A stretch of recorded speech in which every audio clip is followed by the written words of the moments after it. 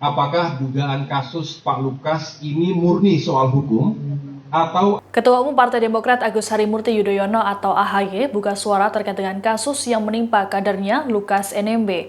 AHY mengatakan pihaknya tak akan mengintervensi kasus yang menyeret Gubernur Papua itu.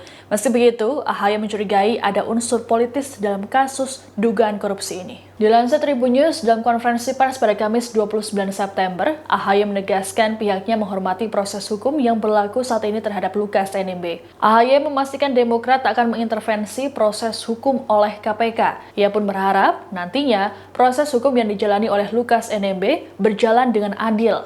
Pasalnya, AHY mencurigai adanya muatan politis terkait penetapan tersangka pada Lukas. Kecurigaan AHY berdasarkan komunikasinya dengan Lukas NMB serta berkaca pada beberapa masalah yang melibatkan kadernya itu. Satu di antaranya, pada 2017 lalu, ketika adanya intervensi dari negara soal bakal calon wakil gubernur Papua pada Pilkada 2018.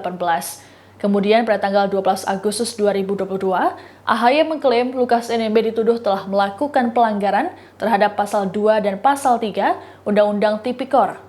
Unsur yang dilanggar pada pasal tersebut adalah adanya unsur perbuatan melawan hukum dan penyalahgunaan wewenang serta adanya unsur kerugian negara. AHY lantas mengatakan, dalam kasus kali ini, Lukas NMB ditetapkan jadi tersangka tanpa adanya pemeriksaan. Terkait kasus yang menjerat kadernya, AHY menyatakan Demokrat siap memberikan bantuan hukum bila diperlukan. Sementara itu, Demokrat juga memutuskan mencopot Lukas NMB dari jabatannya sebagai Ketua DPD Demokrat Papua. Sebagai gantinya, Demokrat menunjuk Willem Wandik sebagai PLT.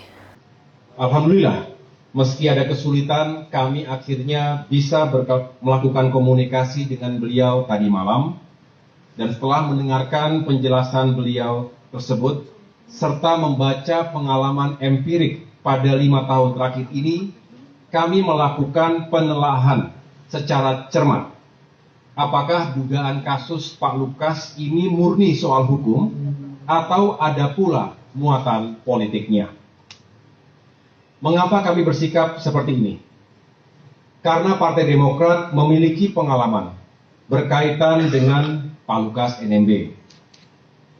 Pada tahun 2017, Partai Demokrat pernah memberikan pembelaan kepada Bapak Lukas NMB ketika ada intervensi dari elemen negara untuk memaksakan salah seorang bakal calon wakil gubernur sebagai wakilnya Pak Lukas dalam Pilkada tahun 2018 yang lalu. Demikian informasi kali ini, nantikan terus informasi terbaru lainnya hanya di kanal YouTube Tribun News.